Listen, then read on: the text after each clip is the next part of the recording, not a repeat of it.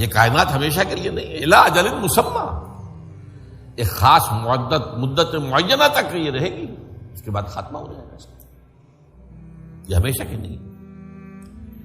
تو big bang سے جو ایک نظریہ شروع ہوا کہ شروع میں کیا تھا،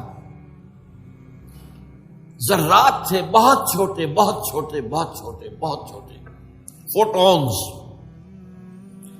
ان میں حرارت اتنی تھی، ٹریلینز ڈگری آف فارنہائٹ یا سینٹی گریڈ جو چاہیں کہیں، and they were running away from each other. یہ تھی first stage of the creation of this material world. پھر یہ ذرات جو ہیں یہ مل جل گئے، اس سے گیلیکسیز وجود میں آئی، گیلیکسیز ایک دوسرے سے بھاگ رہی ہیں، آج بھی مانا جا رہا ہے ایکسپینڈنگ یونیورس، یہ کائنات ابھی پھیل رہی ہے اور گیلیکسیز کے درمیان فاصلہ بڑھ رہا ہے۔ اور بڑی پیاری مثال دی جاتی ہے کہ اگر ایک غبارہ ہو، اس غبارے کے اوپر آپ نے کوئی ڈاٹ لگا دیے، اس غبارے کو جتنا پھیلائیں گے پھولائیں گے تو وہ ڈاٹس بھی ایک دوسرے سے بڑھتے چلے جائیں گے، فاصلہ ان کا بڑھتا جائے گا۔ پہلے غبارہ اتنا تھا، اب اتنا ہو گیا، تو وہ جو دو ڈاٹس کے درمیان فاصلہ اتنا تھا وہ اتنا ہو گیا۔ تو theory of the expanding universe, Iqbal نے کہا ہے یہ کائنات ابھی ناتمام ہے، شاید کہ آ رہی ہے دمادم صدائے کن فیکون کن فیکون۔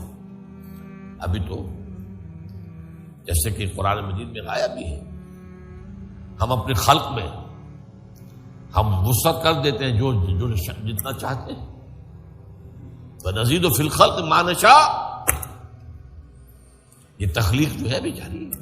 بہرحال اس کے بعد وہ دور آیا کہ پھر یہ گیلیکسیز کے اندر یہ کرے بنے اور سٹارز بنے، اور پھر وہ کرے ٹھنڈے ہونے شروع ہوئے۔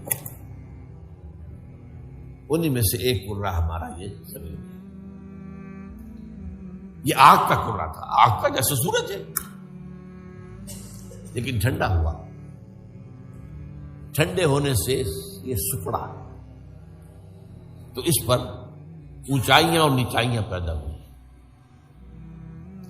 اس میں سے جو بخارات نکلے انہوں نے جا کے ایٹماسفیئر کی شکل اختیار کی۔ اس ایٹماسفیئر کے اندر پھر گیسز کے باہمی انٹریکشن سے پانی پیدا ہوا، اور ہزارہا برس تک پانی برستا رہا، پانی برستا رہا، پانی برستا رہا، جس سے سمندر وجود میں آیا۔ اور وہ جو زمین ٹھنڈی ہوئی تو اوپر کرسٹ آف دی ارتھ جو آیا ہے، وہ اور پانی اس کے امتزاج سے اس کرۂ ارضی پر حیات کا آغاز ہوا،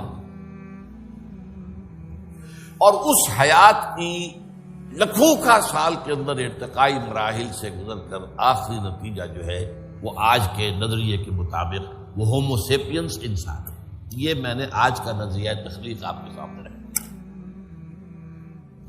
اس میں سے پہلے حصوں کے بارے میں تو اب اختلاف نہیں ہے، البتہ یہ کہ ایوولوشن کے بارے میں ظاہر بات ہے کہ اختلافات ابھی ہیں، لیکن یہ کہ یہ نظریہ ہے، اگرچہ بایولوجی کے میدان میں تھیوری آف ایوولوشن جو ہے اسے قبول نہیں کیا گیا، لیکن یہ ہے کہ ویسے اس کو تسلیم کیا جاتا ہے as a matter of fact. انسان کی سوچ میں، سوشل سائنسز میں ہر چیز کے اندر جو ہے وہ تھیوری آف ایوولوشن گھس چکی ہے۔